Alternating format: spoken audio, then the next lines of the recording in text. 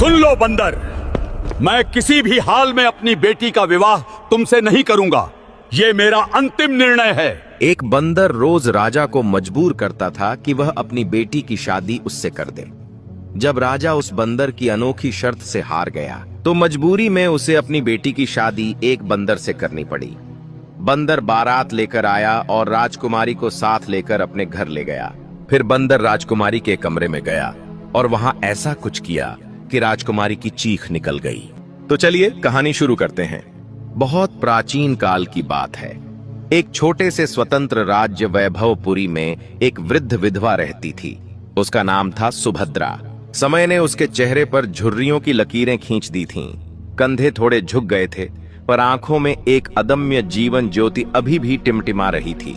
जीवन साथी का साया बहुत पहले ही उठ चुका था और ईश्वर ने संतान का सुख नहीं दिया था। अपने एकांत जीवन में वह जंगल से लकड़ियां एकत्र करती, उन्हें बांधकर गठरी बनाती और नगर के बाजार में बेचकर अपना गुजारा चलाती थी। उसकी कुटिया नगर के बाहरी छोर पर एक पुराने बरगद के पेड़ के पास थी, जिसकी दीवारें मिट्टी की थीं और छप्पर घास फूस का। एक शरद ऋतु की धूप भरी दोपहर थी।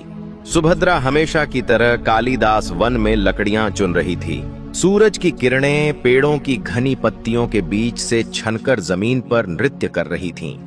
थकान से उसकी कमर टूट रही थी। तभी अचानक ऊपर पेड़ की डाल पर हलचल हुई। सुभद्रा ने डरते हुए ऊपर देखा। एक अद्भुत दृश्य उसकी आंखों के सामने था। एक बंदर, पर कोई साधारण बंदर नहीं। उसके शरीर का रूप सुनहरे भूरे रंग का था। गर्दन के चारों ओर सफेद फर की एक प्राकृतिक माला सी बनी थी और वे आंखें अविश्वसनीय रूप से बुद्धिमान और करुणामय लग रही थीं, मानो किसी मनुष्य की आत्मा उनमें वास करती हो। वह बंदर धीरे से नीचे उतरा। सुभद्रा स्तब्ध रह गई, डर के मारे वहां जमी रह गई। पर बंदर ने कोई हिंसक हरकत नहीं की। उसने धीरे से जमीन पर बिखरी लकड़ियों को उठाना शुरू कर दिया और एक जगह इकट्ठा करने लगा। फिर उसने बड़ी ही कुशलता से एक मजबूत लताड़ी तोड़ी और लकड़ियों को बांधकर एक गठरी बनाने लगा। सुभद्रा की जिज्ञासा डर पर भारी पड़ी।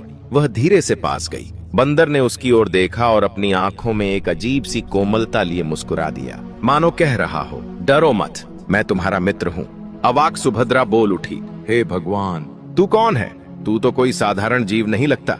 बंदर ने कोई उत्तर नहीं दिया, बस अपना काम जारी रखा। सुभद्रा का हृदय द्रवित हो उठा। उसने बैठकर बंदर को लकड़ियां बांधते देखा। अचानक उसके मुंह से निकल पड़ा, बेटा, तू कितना अच्छा है, मेरी इतनी मदद कर रहा है। काश मेरा भी अपना कोई पुत्र